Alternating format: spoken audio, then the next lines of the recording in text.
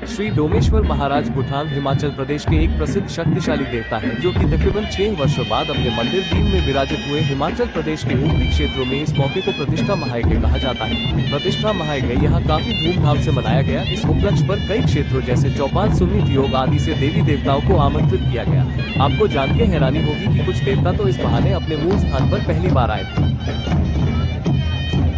लोक कथाओं के अनुसार बहुत वर्ष पूर्व शूरा नाम का व्यक्ति था, जो विदेश रियासत के गांव शरा के रहने वाले थे। काफी वृद्ध अवस्था में भी उसकी कोई संतान नहीं थी, इसीलिए वह अपनी पत्नी के साथ हिमरी गांव में बस गया। संतान न होने के दुख से दोनों ने माता और पोती से एक संतान का वरदान मांगा, जिसके पश्चात उनके घर एक तेजस्वी पुत्र का जन्म हुआ, जो बाद में दूध देवता से प्रख्यात हुआ।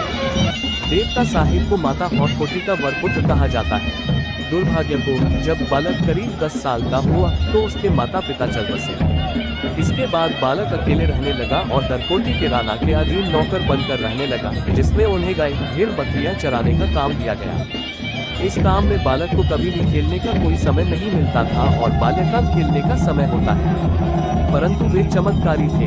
उन्हें बाल्यकाल में अपनी शक्तियों का ज्यादा ज्ञान नहीं था। वे अपनी शक्तियों से सभी भेड़, बकरियों, गायों को शांत बिठा करके स्वयं खेलते थे।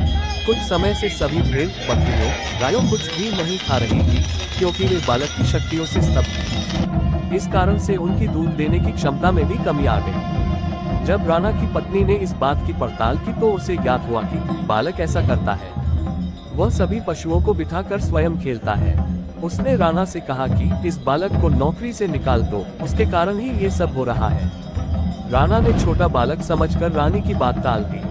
एक दिन बालक ने रानी से खाना मांगा तो रानी ने उससे ताना मारकर कहा, खाना तो ऐसे मांग रहा है जैसे तूने नंदूदवाल का सर काट कर ला लिया हो। उस समय के मशहूर बूंद टाहू थे और वहाँ के एक व्यक्ति नंदूदवाल, जिसकी दुश्मनी दरकोटी के राणा साहब के साथ थी। बालक ने ये बात मन में ठान ली कि वह अब इस काम को कर ही वापस लौटेगा।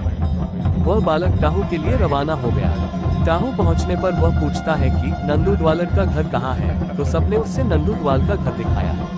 उनके घर में उनकी पत्नी थी, तो बालक ने पूछा कि नंदूदवाल जी कहाँ है, मैं उन्हें जानता हूँ और उनसे मिलना चाहता हूँ। उनकी पत्नी ने बिना कुछ जाने जवाब दिया कि वे लकड़ियाँ काटने जंगल गए हैं। बालक ने कहा कि मैं उनसे वही जंगल में भेंट करूंगा।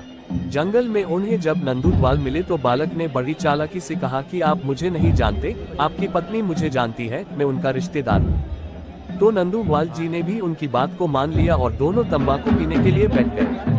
बालक ने कहा, आप पहले तंबाकू पीजिए, उसके बाद मैं पी लूंगा। जैसे ही नंदूदवाल तंबाकू पीने के लिए झुका तो बालक ने बिना विलंब किए उसकी गर्दन को धड़ से अलग कर दिया। इसके पश्चात वे उस सर को लेकर दरकोटी के राणा की सभा में उपस्थित हो गए, जिससे राणा और उसकी पत्नी अचंभित हो गए, क्योंकि टाहू खुद बहुत शक्तिशाली था। एक तरफ उनके मन में खुशी थी और दूसरी ओर एक डर कि अब उन्हें अगली चुनौती के लिए भी तैयार रहना होगा।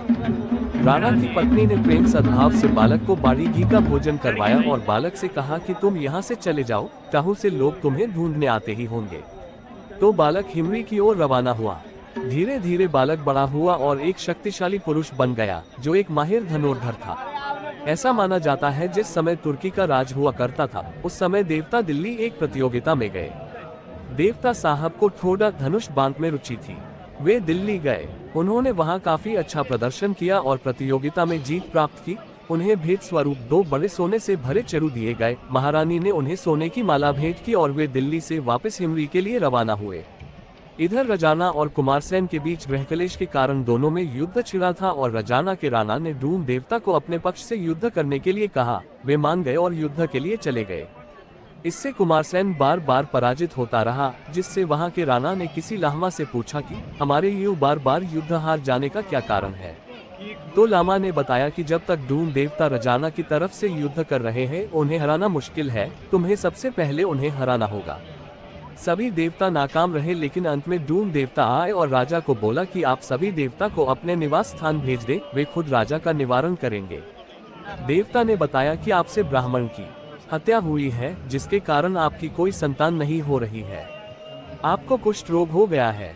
देवता ने राजा को आश्वासन दिया कि वे उनको ब्रह्मा हत्या के दोष से मुक्त करेंगे, लेकिन उनको कुछ कार्य होंगे, जैसे कि एक बहुत बड़ा खेत गायों को देना होगा, जहां वे शांतिपूर्वक घास चर सके, और उनको वो पानी का तालाब देना होगा जहां ब्राह्मण की हत्या हुई थी। राजा ने सब कार्य सकुशतापूर्वक किया और समय पर वह रोग मुक्त हो गया।